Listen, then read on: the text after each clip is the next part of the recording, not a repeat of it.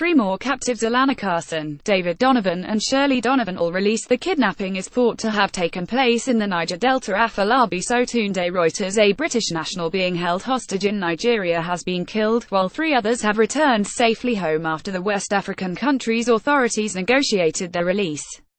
The circumstances surrounding Ian Squire's death, 3 weeks after his kidnap, were not immediately clear.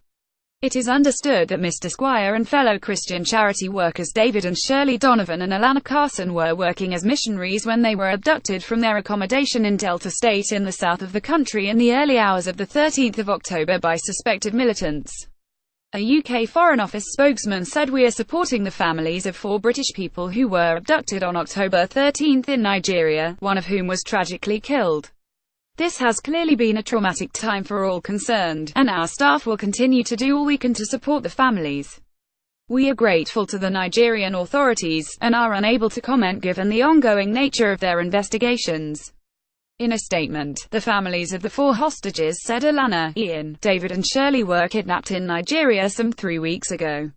"We are grateful for the support received by the British High Commission and help from the Nigerian authorities in negotiating their release.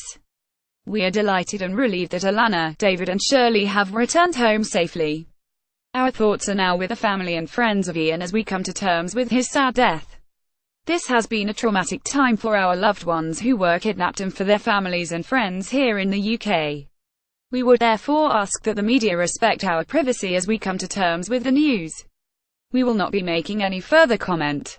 Alana Carson worked at Specsavers in Leven, Fife. Adrian McCann, store director of Specsavers in Leven, said, "We are of course hugely relieved to hear that our colleague has been safely released and is back home with her family.